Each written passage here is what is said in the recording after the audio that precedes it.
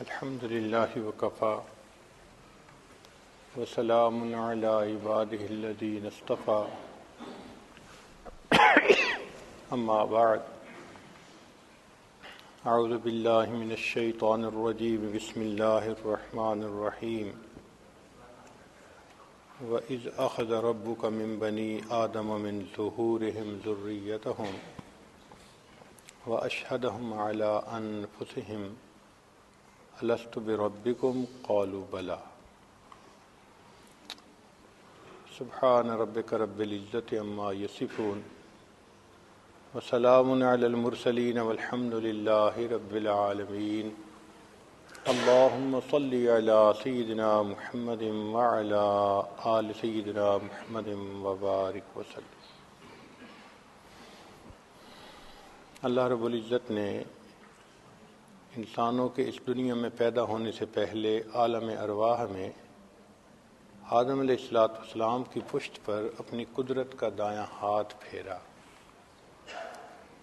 اس سے ان کی اولاد نکلی، مرد عورتیں جن کے چہرے سفید تھے، قد چھوٹے تھے، مگر کھرب ہا کھرب جتنے قیامت تک پیدا ہونے والے تھے سب برآمد ہوئے۔ پھر اللہ رب العزت نے اپنی قدرت کا بایاں ہاتھ پھیرا، پھر ان کی اولاد برآمد ہوئی مگر چہرے سیاہ تھے۔ اس وقت اللہ رب العزت نے ان سے ہم کلامی فرمائی اور ان سے کہا الست بربکم، کیا میں تمہارا پروردگار نہیں ہوں؟ قالوا بلا، سب نے یہ اقرار کیا۔ حدیث مبارکہ میں ہے کہ چونکہ انسانوں کو ہم کلامی کا کبھی موقع نہیں ملا تھا، تو جب پروردگار عالم نے پوچھا الست بربکم تو سب حیران تھے۔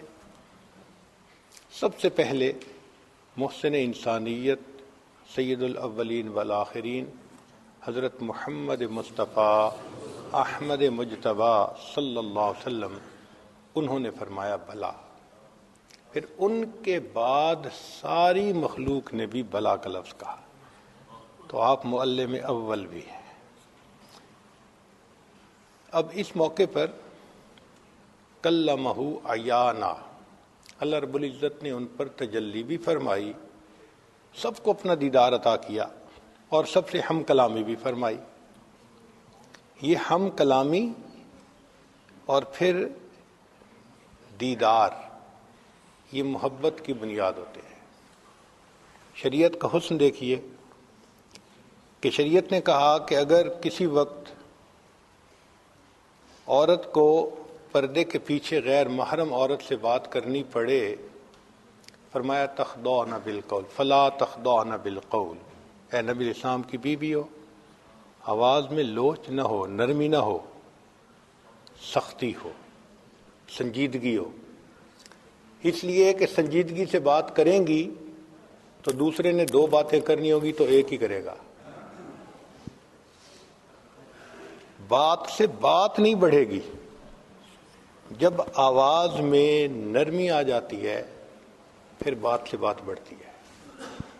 تو شریعت نے دیکھو نپ دی ایول ان دی بڈ، شروع سے برائی کو کچل دو، بات بڑھ ہی نہ سکے، فرمایا تم ذرا جچی تلی آواز میں جواب دو تاکہ دوسرا مرد تم سے زیادہ فالتو بات ہی نہ کر سکے۔ اس لیے کہ کلام جب ہوتا ہے تو یہ ابتدا ہوتی ہے، تو اصول یہ ہے کہ بات سے بات بڑھتی ہے، تو شریعت نے منع کر دیا۔ اور یہ بھی ایک عجیب بات ہے کہ جب بات ہونے لگ جائے تو پھر دیکھنے کو بھی دل کرتا ہے۔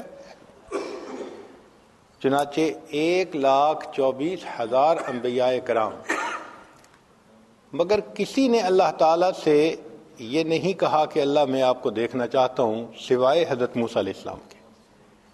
وہ کیوں؟ وَكَلَّمَ اللَّهُ مُوسَىٰ تَكْلِيمًا، موسیٰ علیہ السلام سے اللہ تعالیٰ ہم کلامی فرماتے تھے، تو ہم کلامی کا نتیجہ ہوتا ہے کہ دیکھنے کو دل کرتا ہے۔ موسیٰ علیہ السلام نے کہا رب ارنی انظر الیک، میں آپ کو دیکھنا چاہتا ہوں۔ تو بات سے بات بڑھتی ہے، نمبر 1۔ نمبر 2 کہ بات تک بات نہیں رہتی، پھر دیکھنے کو دل چاہتا ہے۔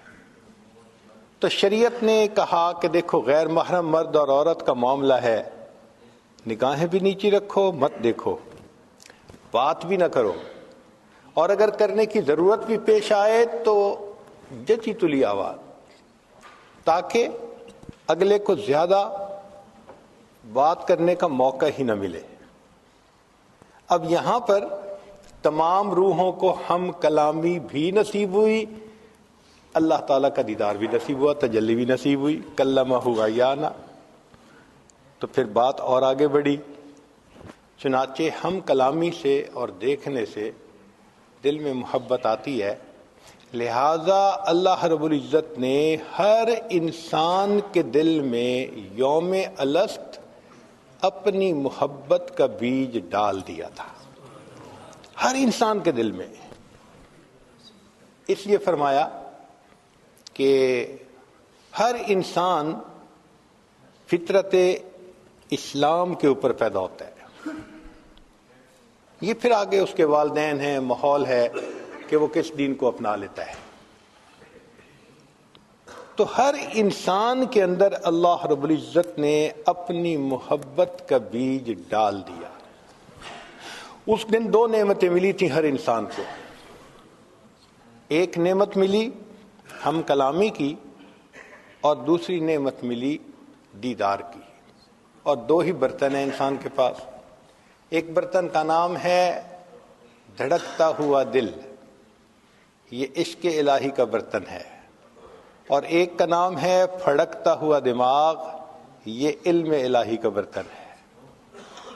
تو سوز عشق بھی ملا اور کیف علم بھی ملا، یہ دونوں نعمتیں انسان کو وہاں سے ملی۔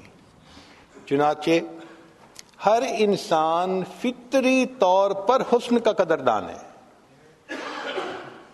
حسن سے مراد صرف خوبصورت چہرہ نہیں، کوئی بھی چیز جس میں ریشو پرپورشن ٹھیک ہو، اچھا ہو، وہ دیکھنے میں ہر بندے کو اچھی لگتی ہے۔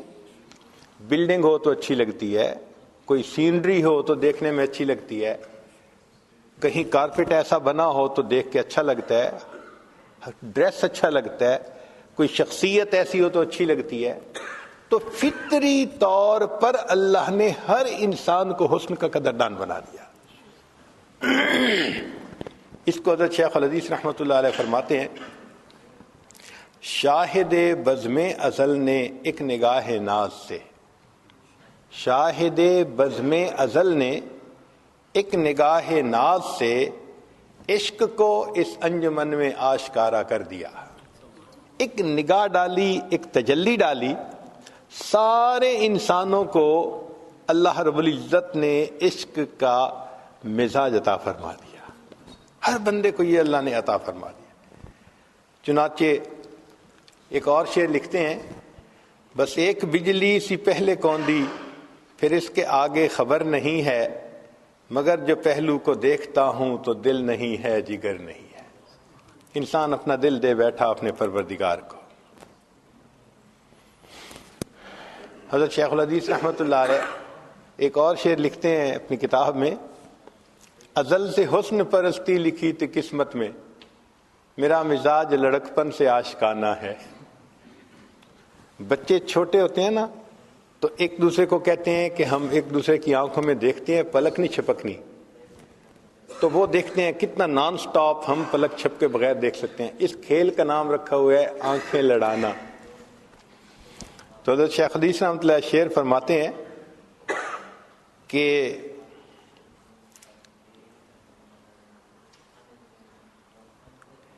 میری طفلی میں شان عشق بازی آشکارا تھی، یعنی بچپن میں ہی میری طفلی میں شان عشق بازی آشکارا تھی، اگر بچپن میں کھیلا کھیل تو آنکھیں لڑانے کا، کہ بچپن میں ہی آنکھیں لڑانے کا کھیل دیکھا۔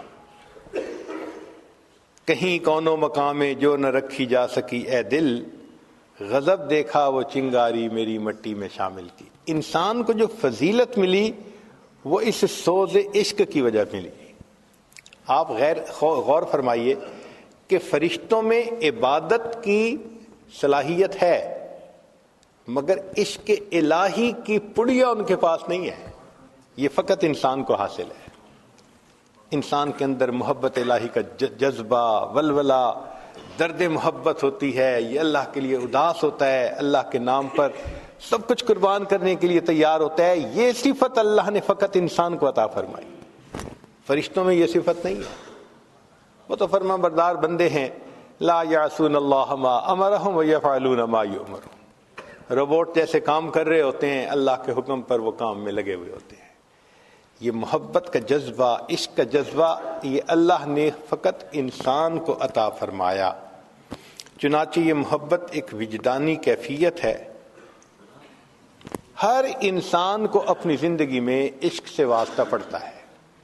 ہر انسان کو اپنی زندگی میں عشق سے واسطہ پڑتا ہے. یہ الگ بات ہے خالق کا ہو یا مخلوق کا ہو. خالق کے عشق سے مراد وہ تمام محبتیں جو شریعت کے مطابق ہیں. اللہ کی محبت، نبی علیہ السلام کی محبت، صحابہ کی، اولیاء کی، ماں باپ، میاں بیوی، یہ تمام محبتیں جو شریعت میں جائز ہیں ان کو اللہ کی محبت کہتے ہیں. اور جو دائرہ شریعت سے ہٹ کر ہیں، نفسانی، شیطانی، شہوانی، ان کو مخلوق کی محبت کہتے ہیں. تو واسطہ تو ہر بندے کو پڑتا ہے. دل بہر محبت ہے، محبت یہ کرے گا، لاکھ اس کو بچا تو یہ کسی پر تو مرے گا. پتھر سے ہو، خدا سے ہو، یا پھر کسی سے ہو، آتا نہیں ہے چین محبت کیے بغیر. اس کی مثال یوں سمجھ لیجئے کہ یا تو کمرے کے اندر روشنی ہوگی، اگر روشنی نہ ہوئی تو اندھیرا ضرور ہوگا. اسی طرح یا تو انسان کے دل میں اللہ رب العزت کی محبت کی روشنی ہوگی، اگر وہ نہ ہوئی تو مخلوق کی محبت کا اندھیرا ضرور ہوگا. کوئی بندہ یہ نہیں کہہ سکتا کہ میرے دل میں تو کسی کا عشق ہے ہی نہیں. ہاں، اس کا فطری طور پر اس کا مادہ فطری طور پر ہر انسان کے خمیر میں رکھ دیا. جب ماحول مناسب ملتا ہے تو پھر وہ پھلتا پھولتا ہے. جیسے بیج ہوتا ہے نا، بیج کو مناسب زمین مل جائے، ماحول مل جائے تو درخت بن جاتا ہے، پھل پھول دیتا ہے. مناسب ماحول نہ ملے تو بیج الٹا مر جاتا ہے. اسی طرح محبت کا لفظ حبہ سے بنا ہے، اور حبہ عربی میں دانے کو کہتے ہیں. یہ دانا ہے. اس کو اگر نیکی کا ماحول مل جائے تو انسان کے اندر اللہ کی محبت کا بیج وہ پھر پھل پھول دینے شروع کر دیتا ہے، نیکیوں کے اعمال ظاہر کرتا ہے. اور اگر ماحول مناسب نہ ملے تو یہ پھر بیج مر جاتا ہے. چنانچہ سمندر کے اندر جب چاند کی پہلی تاریخ ہوتی ہے تو سمندر بالکل کام اینڈ کوائٹ ہوتا ہے، کوئی لہریں نہیں ہوتی. لیکن جب 14ویں کا چاند ہوتا ہے نا تو مد جزر ہوتی ہے، ہائی ٹائیڈ اس کو کہتے ہیں. حتیٰ کہ اس کے باقاعدہ سکیجول بنے ہوئے ہیں، اور جو بحری جہاز چلتے ہیں وہ اس کا خیال رکھ کے چلتے ہیں کہ ایسا نہ ہو کہ کہیں ہائی ٹائیڈ میں جہاز کسی ایکسیڈنٹ کا شکار نہ ہو جائے، ڈوب جاتے ہیں جہاز. تو دیکھیے جب چاند پوری آب و تاب پہ ہوتا ہے تو سمندر کا پانی اچھلتا ہے. کیوں اچھلتا ہے؟ اس کی لہریں ہوتی ہیں، مقناطیسی لہریں، اس کی گریویٹیشنل فورس ہوتی ہے، وہ کھینچتی ہے. تو جس طرح چاند کی مقناطیسی لہریں سمندر کے پانی کو اپنی طرف متوجہ کرتی ہیں، اسی طرح اگر چاند سامنے ہو، یہ چاند جیسی کوئی صورت سامنے ہو تو بندے کے دل میں بھی پھر محبت کی لہریں اٹھتی ہیں. اب یہاں سے ایک اشکال کا پتہ چلا کہ ایک صحابی تھے سیدنا حذیفہ رضی اللہ تعالیٰ. ایک دن اپنے گھر میں تھے، کہنے لگے نافق حنظلہ، حنظلہ منافق ہو گیا، اور یہ کہتے ہوئے نبی اسلام کی خدمت میں چل پڑے. راستے میں صدیق اکبر ملے، پوچھا کیا حال ہے؟ کہنے لگے نافق حنظلہ. بھائی کیوں؟ کہ جو نبی علیہ الصلوۃ والسلام کی مبارک صحبت میں دل کی کیفیت ہوتی ہے، گھر جاتے ہیں تو وہ نہیں ہوتی، تو یہ تو منافقت ہے، یہ تو درنگی ہے. تو صدیق اکبر کہنے لگے کہ ہاں یہ تو ہمارے ساتھ بھی ہوتا ہے، اور پوچھتے ہیں۔ چنانچہ نبی علیہ السلام کی خدمت میں حاضر ہوئے، اے اللہ کے حبیب صلی اللہ علیہ وسلم ہمارے ساتھ یہ معاملہ۔ نبی علیہ السلام نے فرمایا، حذیفہ جو کیفیت میری صحبت میں تمہارے دل کی ہوتی ہے، اگر ہر وقت رہے تو فرشتے راستہ چلتے تم سے مصافحہ کرنے لگ جائیں گے۔ یہ تو گاہے گاہے کہیں کہیں ہوتی ہے۔ تو یہاں تک تو بات سمجھ آ گئی۔ اب علماء نے لکھا کہ دیکھیں صحابہ رضوان کی کیفیت میں کوئی فرق نہیں تھا کہ وہاں محبت زیادہ تھی، گھر آ کے محبت کم تھی۔ فرق یہ تھا کہ جب نبی علیہ السلام کی صحبت میں جاتے تھے تو وہاں حسن کا چاند سامنے ہوتا تھا، تو صحابہ کے دل میں مد و جزر ہوتی تھی محبت کی، اور جب گھروں میں آ جاتے تھے تو جیسے پہلی تاریخ کو سمندر کام انکوائٹ ہوتا ہے، دل کی وہ کیفیت ہو جاتی تھی۔ یہیں سے ایک مسئلہ اور بھی واضح ہوا۔ امام شافعی رحمۃ اللہ علیہ فرماتے ہیں الایمان یزید و ینقص، اور امام اعظم ابو حنیفہ رحمۃ اللہ علیہ فرماتے ہیں الایمان لا یزید ولا ینقص۔ اب دونوں حضرات نے اپنے اپنے دلائل دیے۔ امام شافعی رحمۃ اللہ فرماتے ہیں کہ اس کی کمیت بڑھتی بھی ہے گھٹتی بھی ہے، اور اس پہ انہوں نے دلائل دیے ہیں۔ امام اعظم رحمۃ اللہ نے فرمایا نہیں، مقدار وہی رہتی ہے، اس کی کیفیت گھٹتی بڑھتی ہے۔ چنانچہ امام اعظم رحمۃ اللہ علیہ کی جو بات تھی اس کو علماء نے کہا کہ وہ زیادہ ٹھوس تھی، اضبط تھی مضبوط کی بجائے، اور اس کی بھی یہی دلیل تھی کہ امام صاحب کہتے ہیں کہ جس طرح سمندر کا پانی پہلی تاریخ کو بھی مقدار میں اتنا ہی ہوتا ہے اور 14 تاریخ کو بھی مقدار میں صرف مد و جزر کا فرق ہوتا ہے۔ یہی ایمان کی کمی بیشی ہے کہ انسان اپنی ایمان کی کیفیت میں کبھی کمی اور بیشی محسوس کر رہا ہوتا ہے، مقدار میں کمی بیشی نہیں ہوتی، وہ وہی ہوتی ہے۔ اس لیے شریعت نے کہا کہ تم اپنی نگاہوں کی حفاظت کرو۔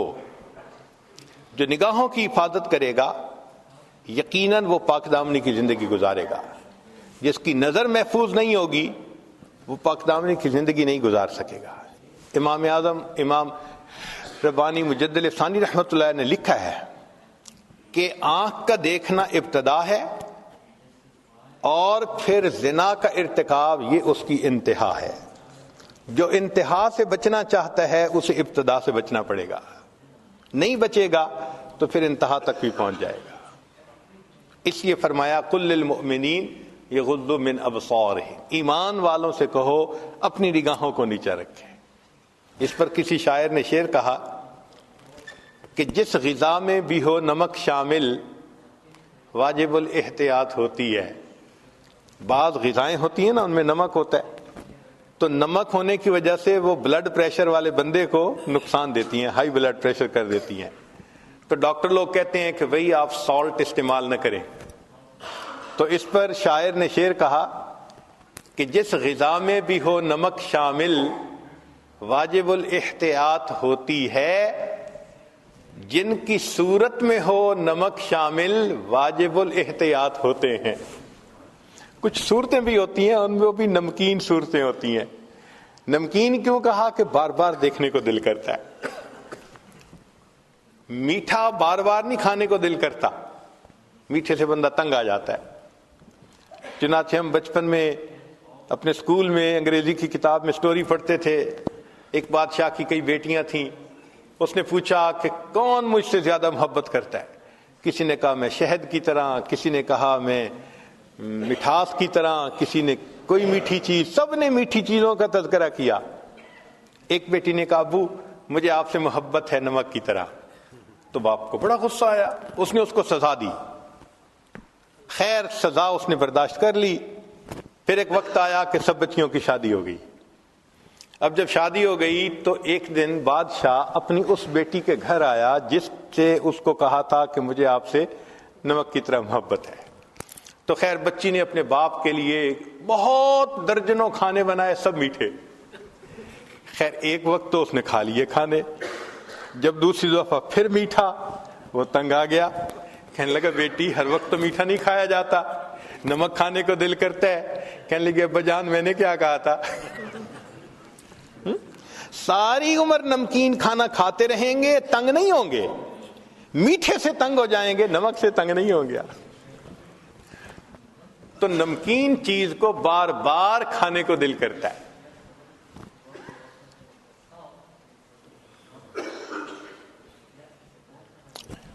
اس لیے اس دنیا میں ہر انسان کے دل میں اللہ رب العزت کے ساتھ محبت ہوتی ہے، صرف ماحول ملنے کی بات ہوتی ہے. آپ دیکھیں کوئی بہت ہی گناہگار انسان ہو، گناہوں میں لتھڑا ہوا، اس کو بھی ذرا نیکی کے ماحول میں آپ لے کے آئیں، آپ دیکھیں اس کے اندر اللہ کی محبت کا جذبہ بیدار ہونا شروع ہو جائے گا. اس لیے نبی علیہ السلام نے فرمایا خیارکم فی الجاہلیت خیارکم فی الاسلام اذا فقہوا، کہ جو تم میں سے بدکاری میں آگے بڑھے ہوئے تھے جاہلیت میں، نیکی پر آئیں گے تم سے آگے بڑھ جائیں گے جب وہ سمجھ پا جائیں گے.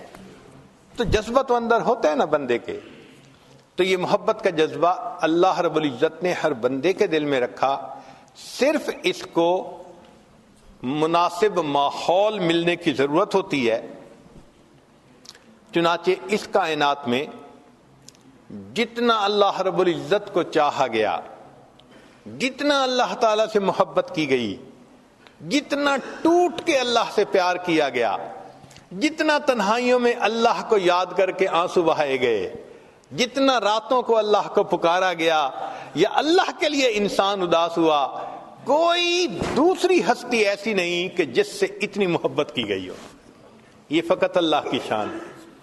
ہم ہوئے، تم ہوئے کہ میر ہوئے، اس کی زلفوں کے سب اسیر ہوئے. سب اللہ کے چاہنے والے ہیں. ندان نما گل خنداں چ رنگ بو دارد، کہ مرغ ہر چمنے گفتگوے او دارد. میں نہیں جانتا کہ اس مسکرانے والے پھول کی رنگ اور خوشبو کیسی ہے کہ باغ کے ہر پرندے کو میں نے اسی پھول کی گفتگو کرتے ہوئے سنا ہے. تو اللہ رب العزت کا بھی یہی معاملہ. جتنے آپ سب حضرات یہاں آئے بیٹھے ہیں، اللہ کی محبت آپ کو کھینچ کے لائی ہے. ہر بندے کے دل میں ہوتی تو ہے نا، ہاں کم یا زیادہ یہ الگ چیز ہے. اب دیکھیے پانی، اگر آپ گرمی کے موسم میں ٹیپ واٹر کو لیں، آپ کہیں گے جی ٹھنڈا پانی ہے، مجھے گرم چاہیے. اب عام حالات میں برف کے بغیر تھا تو اس کو گرم کہا. پھر ایک وہ بھی پانی گرم ہوتا ہے جس سے ہاتھ دھلواتے ہیں، نیم گرم، اور ایک چائے کے لیے بھی کھولتا ہوا پانی گرم. تو تینوں کے لیے لفظ تو گرم کا استعمال ہوا، مگر ایک کم گرم تھا، ایک درمیانہ گرم تھا، ایک زیادہ گرم تھا. اسی طرح محبت ہر ایمان والے کے دل میں اللہ کی ہوتی ہے. جس نے بھی کلمہ پڑھا اس کے دل میں اللہ کی محبت موجود ہے. بس اتنا فرق ہے کہ کسی کے دل میں ذرا کم ہوتی ہے، کسی کے دل میں درمیانی ہوتی ہے، اور کسی کے دل میں بہت گرم ہوتی ہے، ٹھاٹھے مار رہی ہوتی ہے. یہیں سے فرق پڑ جاتا ہے. اور ان محفلوں میں، مسجدوں میں آ کے ہم نے اسی محبت کو اور بڑھانا ہوتا ہے، تاکہ ایک جذبہ محبت کا دل میں آ جائے اور انسان کے لیے پھر اللہ رب العزت کی عبادت کرنی آسان ہو جائے. اگر یہ محبت الہی انسان کے دل میں نہ ہو تو پھر انسان کی قیمت ہی کیا ہے. چنانچہ فرمایا کچھ اور ہی نظر آتا ہے کاروبار جہاں، نگاہ شوق اگر ہو شریک بے نائی، نگاہ شوق میسر نہیں اگر تجھ کو، تیرا وجود ہے قلب و نظر کی رسوائی. اگر انسان کے اندر عشق والی نظر ہی نہیں تو پھر اس کے اندر ہے کیا؟ پھر اس کو دوسرے جانداروں پر فضیلت کس لحاظ سے ہے؟ اسی لیے تو ہے کہ یہ اللہ رب العزت سے محبت کرتا ہے، اللہ رب العزت کے اوپر اپنی جان دیتا ہے. عقل و دل و نگاہ کا مرشد اولی ہے عشق. عقل و دل و نگاہ کا مرشد اولی ہے عشق. عشق نہ ہو تو شرع و دین بت قدائے تصورات. اگر دین سے محبت الہی کو نکال دیا جائے تو پیچھے چند تصورات کے اور کیا بچتا ہے؟ تو اصل چیز تو اللہ کی محبت ہے. یہ پوری شریعت کا نچوڑ ہے. چنانچہ مومن کی زندگی کو دیکھیں، اس میں عاشق کی تمام علامتیں پائی جاتی ہیں. مثلاً کوئی بھی عاشق ہوگا، سب سے بڑی علامت کہ وہ بار بار محبوب کے گھر کی طرف چکر لگائے گا، اس کا گزارا نہیں ہوتا۔ مومن کو دیکھو، کم از کم دن میں 5 مرتبہ اپنے گھر سے اللہ کے گھر کی طرف، جیسے اذان سنی بھاگتا ہے، ایک نماز پڑھی دوسری اذان سننے کے لیے انتظار۔ نبی علیہ الصلوۃ والسلام فرمایا کرتے تھے ارحنی یا بلال، بلال میری آنکھوں کو ٹھنڈک پہنچا دے، اذان دے کر میرے دل کو ٹھنڈک دے دے۔ نبی علیہ الصلوۃ والسلام کو اذان اتنی اچھی لگتی تھی، چنانچہ سیدہ شریکہ لانا فرماتی ہیں کان رسول اللہ صلی اللہ علیہ وسلم یحدثنا ونحدثہ، کہ نبی علیہ السلام ہم سے گفتگو کر رہے ہوتے تھے، ہم نبی علیہ الصلوۃ والسلام سے گفتگو کر رہے ہوتے تھے، لیکن جیسے ہی اذان کی آواز آتی تھی کأنہ لم یعرفنا ولم نعرفہ، ایسے نبی علیہ السلام اذان کی آواز سن کے ہو جاتے تھے، وہ ہمیں نہیں پہچانتے، ہم ان کو نہیں پہچانتے، بیگانہ ہو جاتے تھے۔ کیوں؟ اس وقت نماز کے لیے مسجد میں تشریف لے آتے تھے۔ ایک اور حدیث مبارکہ میں فرمایا کہ وَإِذَا سَمِعَ الْأَذَانَ كَأَنَّهُ لَا يَعْرِفُ أَحَدٌ مِّنَ النَّاسِ، نبی علیہ السلام ایسے ہوتے تھے کسی بندے کو پہچانتے ہی نہیں ہیں، جیسے بس محبوب کی آواز آ جاتی تھی کانوں میں، اللہ اکبر، اب ہر طرف سے ہٹ کٹ کے مسجد کی طرف جانے کی تیاری ہو جاتی تھی۔ تو مومن دن میں 5 مرتبہ اپنے محبوب کے گھر کی طرف وضو کر کے چلتا ہے۔ حدیث مبارکہ میں ہے جو وضو کر کے مسجد کی طرف چلے ایسا ہی ہے جیسے حاجی حج کا احرام باندھ کر اللہ کے گھر کی طرف جا رہا ہوتا ہے۔ تو دیکھو چکر لگے نا مسجد کے، اور مسجد میں آ کے پرسکون، المؤمن فی المسجد کالسمک فی الماء، جیسے پانی میں مچھلی پرسکون ہو جاتی ہے، مومن مسجد میں آتا ہے تو اس طرح پرسکون ہو جاتا ہے، کیونکہ محبوب کا گھر ہے، یہاں اللہ رب العزت کی محبت کا جذبہ پورا ہوتا ہے۔ ہمارے اکابر نماز کو حاکم وقت کی بیگار سمجھ کے نہیں پڑھتے تھے، ہمارے اکابر نماز کو حاکم وقت کی بیگار سمجھ کے نہیں پڑھتے تھے، بلکہ سبب لقائے یار سمجھ کے پڑھا کرتے تھے۔ تو اللہ سے ملاقات کا ذریعہ ہے۔ آج جن کو تعلق ہوتا ہے تھوڑی دیر بعد فون، پھر فون ہٹتا ہے، کچھ کام کیا نہ کیا دوبارہ پھر فون، یہ بار بار فون، کبھی فون کو دیکھ رہے ہوتے ہیں میسج آیا کہ نہیں آیا، کوئی مسڈ کال آئی کہ نہیں آئی۔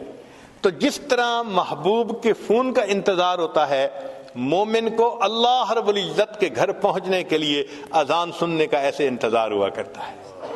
ایک نماز پڑھتا ہے، دوسری نماز کا انتظار شروع ہو جاتا ہے، تیسری نماز کا انتظار، اور جب نماز پڑھتا ہے تو وہ تو پھر محبوب سے ہم کلامی اور ملاقات، محبوب کا دیدار ہوتا ہے۔ اس لیے نماز میں فرمایا ان تعبد اللہ کأنک تراہ فإن لم تکن تراہ فإنہ یراک، کہ اول تو نماز ایسے پڑھو جیسے تم اللہ کو دیکھتے ہو، یہ کیفیت حاصل نہیں تو کم سے کم ایسے پڑھو جیسے وہ تمہیں دیکھ رہا ہے۔ تو بھئی محبوب کے سامنے تو ہے نا، تو دن میں 5 دفعہ مشق کروائی کہ جیسے محبوب کے سامنے ہم محبوب کو دیکھ رہے ہیں، محبوب ہمیں دیکھ رہے ہیں۔ 5 مرتبہ اس مشق کو کر کے بھی انسان کا دل نہیں بھرتا، دل چاہتا ہے کہ اور زیادہ کے لیے پھر وہ نفلوں کو بہانہ بنا لیتے ہیں۔ چنانچہ کبھی تحیۃ الوضو، تحیۃ المسجد، کبھی اشراق، کبھی صلاۃ الضحیٰ، کبھی اوابین، کبھی تہجد، یہ تمام نوافل اصل میں محبت کے اس جذبے کو پورا کرنے کا ذریعہ ہوتے ہیں۔ ہم لوگ نوافل پڑھتے ہیں ثواب کی وجہ سے، بھئی اشراق پڑھ لو 1 حج 1 عمرے کا ثواب ملے گا، تو ہم تو ثواب کی خاطر پڑھتے ہیں، لیکن جو اللہ والے ہوتے ہیں وہ صرف ثواب کو سامنے نہیں رکھتے، وہ تو اللہ کی محبت میں ڈوب کے اس کی عبادت کر رہے ہوتے ہیں۔ کسی نے کیا اچھی بات کہی، بندگی سے ہمیں تو مطلب ہے، بندگی سے ہمیں تو مطلب ہے، ہم ثواب و عذاب کیا جانے، کس میں کتنا ثواب ملتا ہے، عشق والے حساب کیا جانے۔ محبت والوں کو کیا پتا کیا ثواب کتنا ہوتا ہے، وہ تو اللہ کی محبت میں پڑھ رہے ہوتے ہیں۔ حضرت شیخ عبد الواحد رحمۃ اللہ علیہ کے سامنے تذکرہ ہوا کہ جنت میں نماز نہیں ہوگی، وہ رونے لگ گئے۔ حضرت رو کیوں رہے ہیں؟ فرمانے لگے اگر جنت میں نماز نہیں ہوگی تو مزہ ہی کیا آئے گا. کتنا مزہ آتا ہوگا کہ فرماتے ہیں کہ جنت میں نماز نہیں ہوگی تو جنت میں مزہ ہی کیا آئے گا. مفتی حسن گنگوئی رحمۃ اللہ علیہ لمبا سجدہ کرتے تھے. کسی نے کہا کہ حضرت اتنا لمبا سجدہ.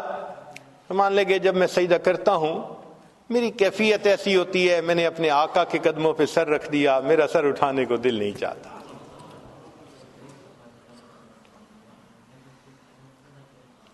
اللہ اکبر کبیرہ. تو جن کو نماز کی کیفیت حاصل ہوتی ہے وہ پھر نماز کو بہانہ بناتے ہیں اللہ رب العزت سے ملاقات کا. حضرت حاجی صاحب کے سامنے کسی نوجوان نے جنت کے تذکرے شروع کیے اور حور و قصور کی باتیں کی. خاموشی سے سنتے رہے. جب سب باتیں سن لی تو آخر پہ فرمانے لگے اگر قیامت کے دن مجھ پر اللہ کا فضل ہو گیا تو میں تو عرض کروں گا اللہ مجھے اپنے عرش کے نیچے مصلی کی جگہ عطا فرما دیجیے, مصلی کی جگہ عطا فرما دیجیے. نماز میں ایسا مزہ ملتا ہے ان لوگوں کو. اللہ اکبر کبیرہ. اسی لیے نماز اہتمام سے پڑھیں اور نوافل جہاں پڑھنے کا موقع ملے کبھی نہ چھوڑیں. نوافل جہاں پڑھنے کا موقع ملے اس کو نہ چھوڑیں. دو وجوہات ہیں. ایک تو یہ کہ معلوم نہیں کس جگہ کا کیا ہوا سجدہ میرے اللہ کو پسند آ جائے, ہم نہیں جانتے. تو کیا پتا کون سا سجدہ پسند آ جائے, اس لیے نفل کا موقع مل رہا ہے تو ضرور پڑھو, چھوڑنا نہیں چاہیے. اور دوسری بات یہ کہ جو نوکر ذاتی وقت میں مالک کا کام کرتا ہے نا تو مالک کو زیادہ پیارا لگتا ہے. دیکھیں ڈیوٹی میں تو ہر کوئی کام کرتا ہے. اب آپ کا اگر ایک خادم کہے او جی میں آتے ہوئے آپ کے لیے بڑا اچھا شہد مل رہا تھا, مجھے آدھا گھنٹہ لگا, میں شہد لے کے آیا ہوں.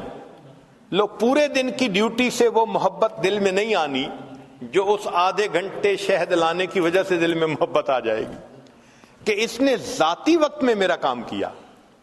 اس لیے ایک ہوتا ہے ضابطے سے لینا اور ایک ہوتا ہے رابطے سے لینا. دو باتیں ہوتی ہیں. ایک ہوتا ہے ضابطے سے لینا اور ایک ہوتا ہے ضابطے سے تو تھوڑا ہی ملا کرتا ہے, ضابطے کے مطابق ملتا ہے. مثال کے طور پہ آپ نے گھر میں ڈرائیور رکھا اور اس کی تنخواہ آپ نے متعین کر دی جی کہ آپ کو اتنی ملے گی, تو آپ ہر مہینے اس کو اتنی تنخواہ دے دیتے ہیں. ایک دن آپ نے دیکھا کہ وہ ڈرائیور بڑا پریشان, تو آپ پوچھتے ہیں کیا ہوا؟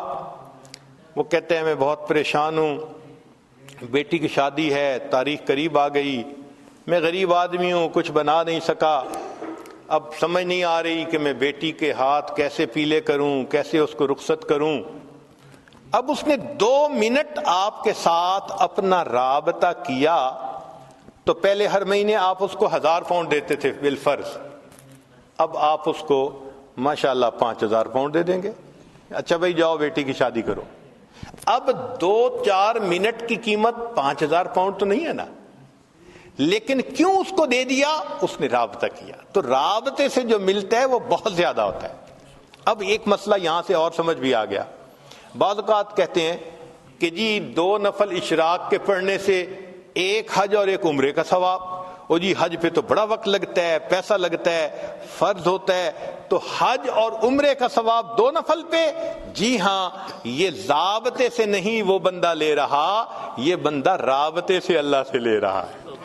ذاتی وقت ہے نا اس کا, کوئی فرض تو نہیں ہے نا اشراق کی نماز پڑھنا. تو جب نفلی وقت میں, ذاتی وقت میں وہ آقا کی خدمت کر رہا ہے, اب آقا کی مرضی ہے ان نفلوں پہ جتنا چاہے انعام عطا فرمائے. تو نفلوں کو نہیں چھوڑنا چاہیے, جہاں موقع ملے ضرور پڑھیں, کیا پتا کس جگہ کا سجدہ میرے اللہ کو پسند آ جائے. تو ایک نشانی تو یہ ملی مومن میں کہ دوڑ دوڑ کے, بھاگ بھاگ کے اپنے محبوب کے گھر کے چکر لگاتا ہے. دوسری بات, محبوب پہ اپنا مال لٹانا. دنیا داروں کو دیکھا کہیں تعلق ہوتا ہے تو گفٹ بھیجے جا رہے ہیں، دیے جا رہے ہیں، اور مال لٹایا جا رہا ہے، شاپنگ کروائی جا رہی ہے۔ تو مومن کو دیکھو، اللہ کے حکم پہ زکوٰۃ بھی دے رہا ہے، صدقات بھی دے رہا ہے، اللہ کے راستے میں مال لٹا رہا ہوتا ہے نا، دے رہا ہوتا ہے نا اللہ کے راستے میں۔ تو مومن بھی اللہ کے نام پہ اپنا مال لٹاتا ہے۔ بلکہ حدیث مبارکہ میں ہے کہ جب رمضان کا مہینہ آتا تھا، اللہ کے محبوب صلی اللہ علیہ وسلم اپنے دونوں ہاتھوں سے مال اللہ کے راستے میں صدقہ فرمایا کرتے، اتنا صدقہ کرتے تھے اللہ کے راستے میں۔ تو مومن خوش ہوتا ہے اللہ کے راستے میں اپنا مال دے کر۔ سیدنا ابراہیم علیہ السلام اپنے بکریوں کو چراتے ہوئے آ رہے ہیں، ایک آدمی قریب سے گزرا اور گزرتے ہوئے اس نے یہ پڑھا، سبحان ذی الملک والملکوت، سبحان ذی العزت والعظمت والہیبت والقدرت والکبریاء والجبروت۔ جب اس نے اللہ کی تعریف اتنے اچھے الفاظ سے کی، ابراہیم علیہ السلام کا دل مچل گیا۔ دل نے کہا ایک مرتبہ پھر اپنے محبوب کی بات سنو، اے بھائی ذرا یہ الفاظ پھر کہہ دے۔ اس نے کہا جس کے بدلے کیا دیں گے؟ اچھا بھئی آدھا بکریاں کا ریوڑ جو ہے نا وہ آپ کا ہو گیا، یہ الفاظ کہہ دیجئے۔ اس نے پھر کہہ دیے۔ اب جب دوبارہ یہ تعریف سنی تو دل پھر مچل اٹھا۔ دل نے کہا کہ پھر سنے، بھائی ایک مرتبہ اور کہہ دیجئے۔ بھائی اب کیا دیں گے؟ بھائی بقیہ آدھا ریوڑ بھی آپ کا ہو گیا۔ اس نے پھر یہ کلمات پڑھے۔ جب پھر کلمات پڑھے تو دل نے کہا ہوتی رہے ثنا تیرے حسن و جمال کی، اے محبوب تیرے حسن کی یہ باتیں کرتا رہے، عظمت کی بات کرتا رہے، میں سنتا رہوں۔ اے بھائی ایک مرتبہ اور کہہ دو۔ اس نے کہا اب تو بکریاں بھی نہیں، اب کیا دیں گے؟ فرمایا ان بکریوں کو چرانے کے لیے چرانے والے کی ضرورت ہوگی، میں تمہاری بکریاں چرا دیا کروں گا، تم یہ الفاظ کہہ دو۔ جب یہ کہا تو وہ کہنے لگا ابراہیم علیہ السلام مبارک ہو، میں فرشتہ ہوں، اللہ نے مجھے آپ کے پاس بھیجا تھا، جاؤ میرے خلیل کے سامنے اور جا کر میری تعریف کرو اور دیکھو وہ میرے نام کے کیا دام لگاتا ہے۔ جن کے دل میں اللہ کی محبت ہوتی ہے وہ اپنے آپ کو قربان کرنے کے لیے تیار ہو جاتے ہیں۔ تو یہ صفت بھی مومن کے اندر بدرجہ اتم پائی جاتی ہے۔ تیسرا ہوتا ہے بھوکا پیاسا رہنا، کہ واقعی محبوب کو منانے کے لیے کئی مرتبہ انسان کھانا پینا چھوڑ دیتا ہے۔ ہم گھروں میں دیکھتے ہیں خامن ناراض ہو بیوی کھانا چھوڑ دیتی ہے، گھروں میں دیکھا ہے، کہتی ہے نہیں میں اس وقت تک کچھ نہیں کھاؤں گی جب تک آپ راضی نہیں ہوں گے۔ اسی طرح مومن بھی اپنے رب کو منانے کے لیے رمضان کے مہینے میں کیا ہوتا ہے؟ پورا مہینہ دن کے اوقات میں کھانا پینا مومن اللہ کو منانے کی خاطر چھوڑ دیتا ہے۔ آگے پیچھے دیکھو تو ماشاءاللہ ایام 20 کے روزے رکھ رہا ہے، کبھی سوموار کا رکھ رہا ہے، جمعرات کا رکھ رہا ہے، اللہ کو منانے کے لیے۔ ہمارے اکابر تو روزے کی کافی کوشش کیا کرتے تھے، اہتمام کیا کرتے تھے، اہتمام کرتے تھے۔ تو یہ صفت بھی مومن کے اندر پائی جاتی ہے، اللہ کی خاطر بھوکا پیاسا رہنا۔ پھر ایک چوتھی صفت ہے کہ راتوں کو جاگنا۔ آپ دیکھیں جن کا کہیں نہ کہیں تعلق ہوتا ہے راتوں کو نیند نہیں آتی، رات کے 2 بجے بھی جاگ رہے ہوں گے، صبح کے وقت بھی جاگ رہے ہوں گے، بھئی نیند ہی نہیں آتی، تو نیند روٹ جاتی ہے، نیند چلی جاتی ہے، راتوں کو جاگتے ہیں۔ ہمارے اکابر بھی اسی طرح کرتے تھے، اللہ کی محبت میں راتوں کو جاگتے تھے۔ بلکہ کتابوں میں لکھا ہے کہ ہمارے اکابر رات کے آنے کے اس طرح منتظر ہوا کرتے تھے جیسے دلہا دلہن سے ملاقات کے لیے رات کا منتظر ہوا کرتا ہے۔ ایسے وہ رات کے منتظر ہوتے تھے کہ ہم مصلی پہ آئیں گے، اپنے رب کی عبادت کریں گے۔ تذکرۃ الحفاظ میں ایک عجیب بات لکھی کہ ایک نوجوان تھا، حافظ قرآن تھا، اور اس کی عادت تھی کہ وہ رات کو عشاء کے بعد نوافل پڑھتا تھا اور تہجد تک قرآن پڑھتا رہتا تھا، یہ روز کی معمول تھا اس کا۔ اللہ کی شان دیکھیں کہ اس نے ایک دن نکاح کیا، جب نکاح کیا تو پھر بیوی کے پاس آیا، بیوی سے بات چیت ہوئی تو بات چیت میں دونوں نے کہا کہ ہم ایسے کرتے ہیں کہ 2 رکعت نفل پڑھ کے اپنی ازدواجی زندگی کی پھر ابتدا کرتے ہیں. کہنے لگے ہاں بہت اچھا. چنانچہ خاوند نے بھی نیت باندھ لی, پیچھے بیوی نے بھی الگ نیت باندھ لی. اب بیوی نے تو جلدی سے 2 رکعت پڑھ لی, اور انہوں نے جو تلاوت شروع کی تو چونکہ ایک معمول تھا پوری زندگی کا, وہ قرآن پڑھتے رہے, انہیں خیال ہی نہ رہا کہ کوئی میرے انتظار میں ہے. جب معمول کے حساب سے سلام پھیرا تو بیوی کو بیٹھے دیکھا تو بیوی نے کہا آپ خود بھی تھکے اور آپ نے مجھے بھی تھکا دیا. تو کہنے لگے اچھا ابھی تو میں فجر پڑھنے جا رہا ہوں, فجر کے بعد آؤں گا تو پھر ملیں گے. یہ کہہ کے آ گئے, فجر کی نماز پڑھی, فجر میں دوستوں سے ملاقات ہوگی. اب دوست تو پھر یار ہوتے ہیں نا, پوچھتے ہیں. کسی نے کہا سناؤ مہمان کو کیسے پایا, جھوٹ کا تو زمانہ نہیں تھا کہ جھوٹ بول کے کچھ کہہ دیتے. تو انہوں نے بتا دیا ابھی ملاقات نہیں ہوئی. تو کسی نے کہا تو کیسا مرد ہے, پہلی رات کہتے ہیں کہ بیوی سے ملاقات ہی نہیں ہوئی. تو جب انہوں نے تانا دیا تب اس نوجوان نے کہا کہ اللہ کی قسم میں نے 2 رکعت کی نیت باندھی تھی, قرآن کی لذت نے مجھے بات ہی بھلا دی کہ بیوی میرے انتظار میں بیٹھی تھی. تو اللہ والے بھی اللہ کی خاطر راتوں کو جاگتے ہیں. مجھ کو نہ اپنا ہوش نہ دنیا کا ہوش ہے, بیٹھا ہوں مست ہو کے تمہارے جمال میں, تاروں سے پوچھ لو میری روداد زندگی, راتوں کو جاگتا ہوں تمہارے خیال میں. اللہ کی یاد میں راتوں کو جاگ رہے ہوتے ہیں. اللہ کے حبیب صلی اللہ علیہ وسلم بھی راتوں کو اسی طرح جاگتے. سیدہ صدیقہ لانا فرماتی ہیں کہ نبی علیہ الصلوۃ والسلام تشریف لائے, میرے پاس لیٹ گئے. کچھ دیر بعد فرمانے گزری نہیں, اے عائشہ چھوڑ میں اپنے رب کی عبادت کرتا ہوں. پھر اللہ کے حبیب صلی اللہ علیہ وسلم مصلی پہ آئے, پھر اتنا روئے کہ آپ کے آنسو کے ٹپکنے کی آوازیں مجھے ایسے لگ رہی تھیں جیسے بارش کے قطروں کی گرنے کی آواز ہوتی ہے.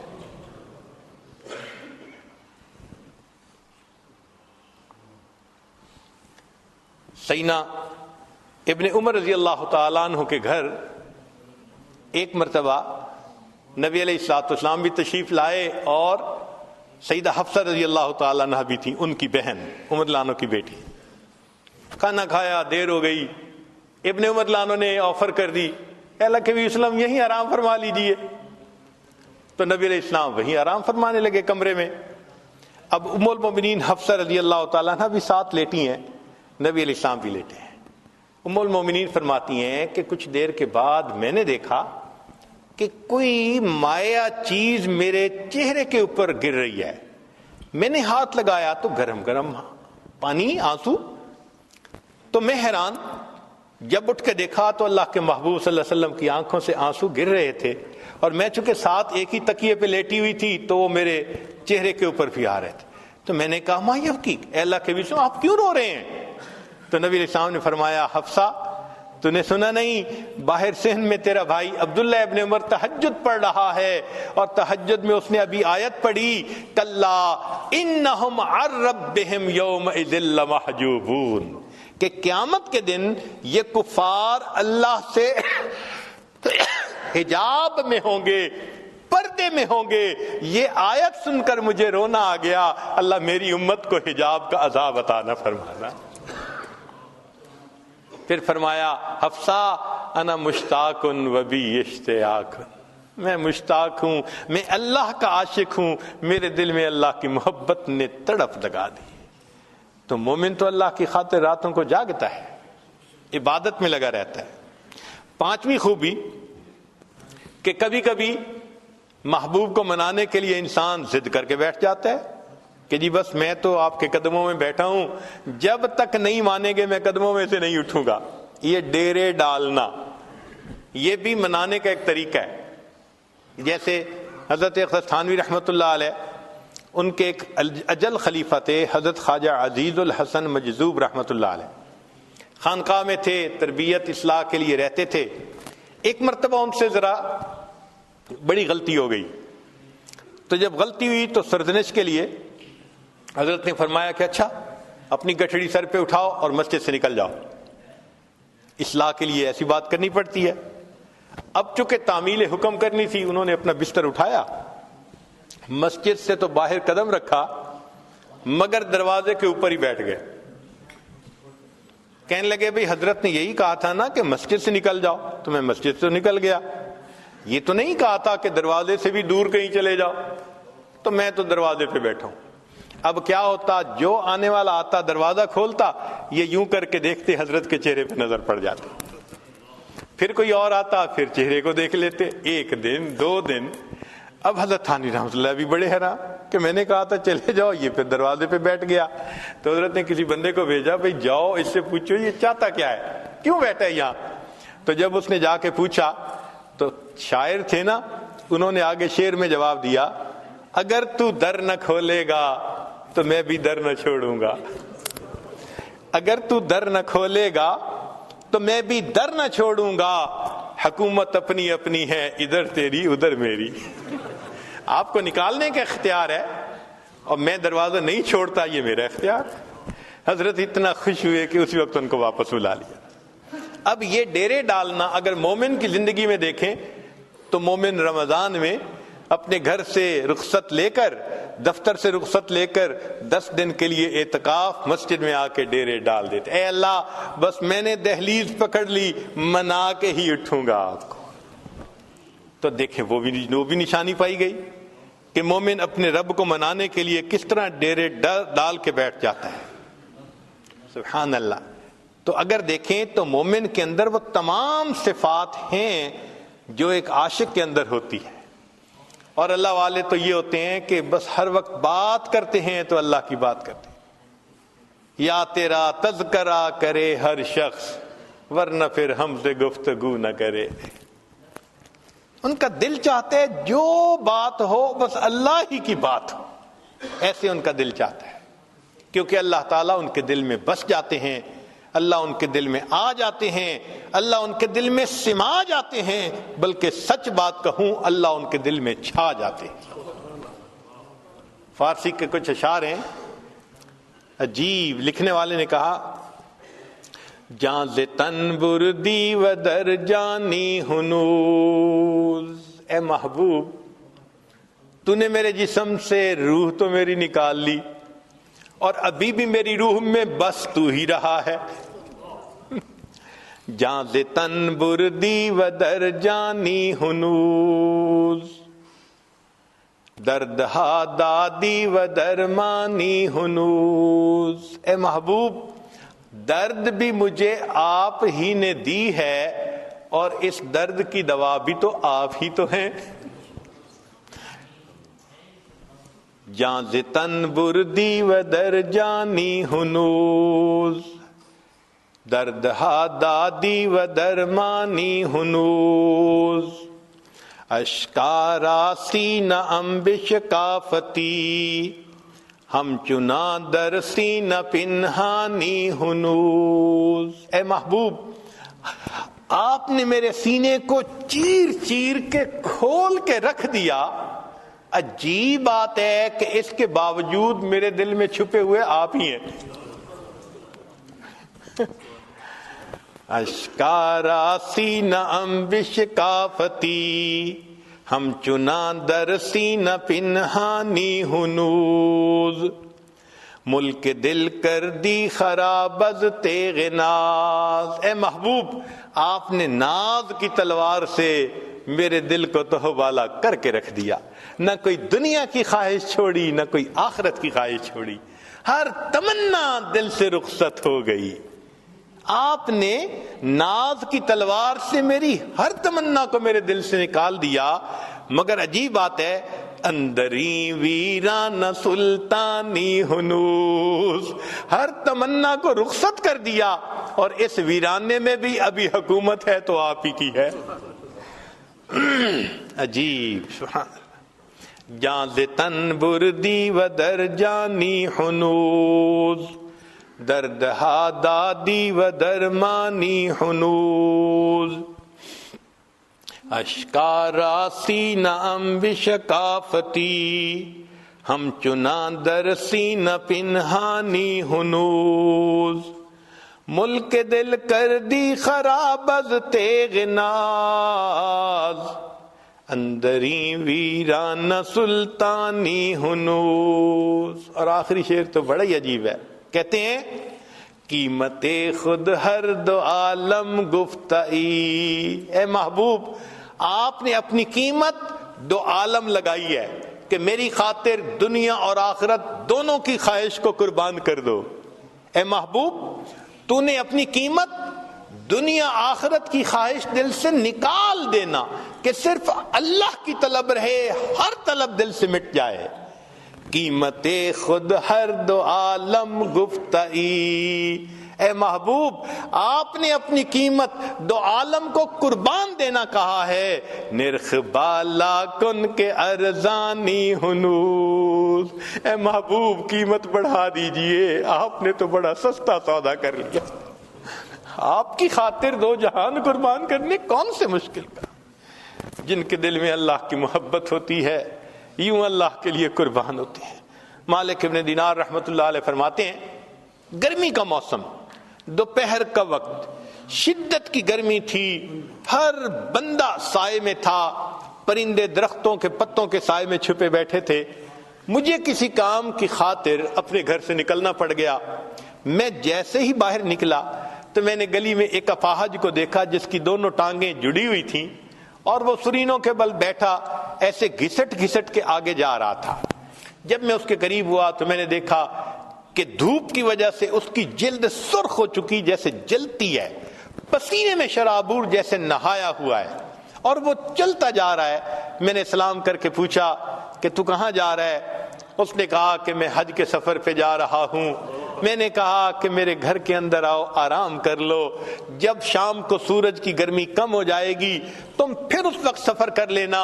اس نے کہا مالک ابن دینار آپ تو پاؤں کے ذریعے آرام سے سفر طے کرتے ہیں، میں گھسٹ گھسٹ کے انچ بائی انچ آگے سفر طے کرتا ہوں، وقت زیادہ لگتا ہے، میں راستے میں رکنا نہیں چاہتا، ایسا نہ ہو کہ ادھر ایام حج آ جائیں اور میں ابھی راستے میں پھر رہا ہوں، میں رمان میں کہیں نہیں رکوں گا، منزل پہ پہنچ کے دم لوں گا۔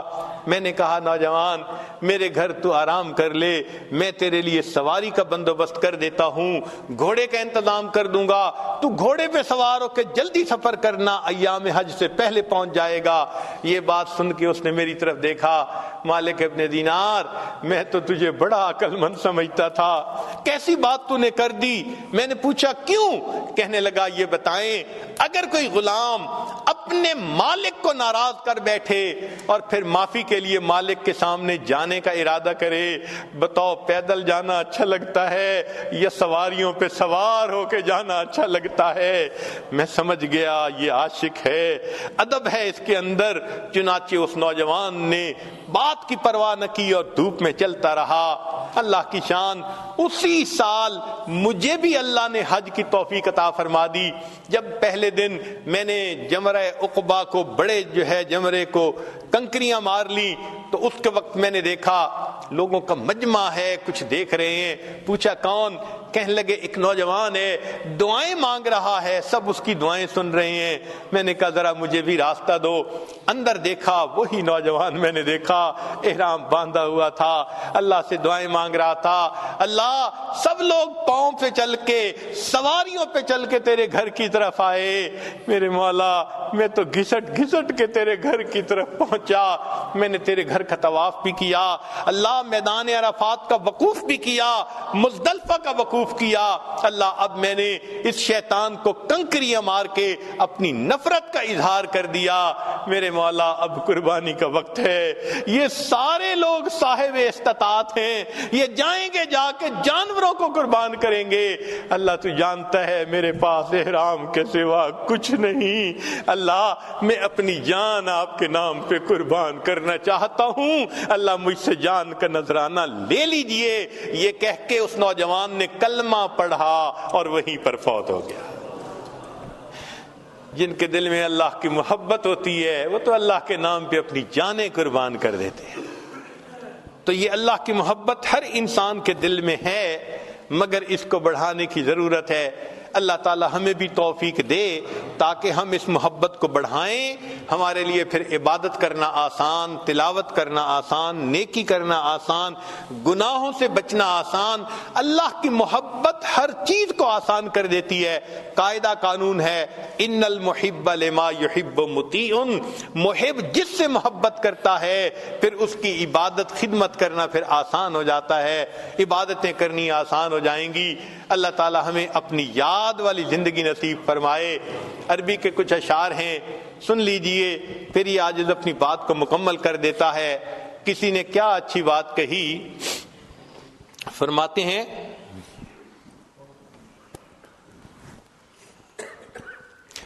واللہ ما طلعت شمس ولا غربت الا وانت فی قلبی ووسواسی، اللہ کی قسم کبھی سورج طلوع نہیں ہوا اور کبھی سورج غروب نہیں ہوا مگر اے محبوب میرے دل میں، میری سوچ دھیان میں تیری ہی تو ذات ہوتی ہے۔ واللہ ما طلعت شمس ولا غربت الا وانت فی قلبی ووسواسی، ولا جلست الى قوم احدثهم الا وانت حدیثی بین جلاسی، اور اللہ کی قسم میں کبھی اپنے دوستوں کی محفل میں نہیں جا کر بیٹھا مگر ان کی محفل میں تذکرہ اے محبوب تیری ذات ہی کا تو میں کر رہا ہوتا۔ ولا ذکرتک محزونا ولا تربا الا وحبک مقرون بانفاسی، اور میں نے کبھی خوشی میں اور غم کی حالت میں آپ کا تذکرہ نہیں کیا مگر اے محبوب میرے سانسوں میں تیری محبت ہی تو لپٹی ہوئی ہوتی ہے۔ ولا ہممت بشرب الماء من عطش الا رأیت خیالا منک فی الکأس، ارے محبوب میں نے کبھی شدت پیاس کے عالم میں پانی کا پیالہ نہیں پیا مگر اس حال میں کہ میں پیالے میں تیری تصویر ہی تو ڈھونڈ رہا ہوتا ہوں۔ فلو قدرت علی الاتیان زرتکم صحبا علی الوجہ او مشیا علی الرأس، ارے محبوب اگر کبھی آپ کی طرف سے پیغام آ جائے کہ آؤ میرے دیدار کی خاطر تو اے محبوب میں اپنے رخسار اور اپنے سر کے بل چلتا ہوا آپ کی خدمت میں حاضر ہو جاؤں گا۔ تو جن کے دل میں اللہ کی محبت ہوتی ہے وہ تو پھر اللہ کے گھر اپنے سر کے بل چل کے جانے کو تیار ہوتے ہیں۔ اللہ ہمیں بھی اپنی ایسی محبت عطا فرمائے۔ وآخر دعوانا ان الحمد للہ رب العالمین۔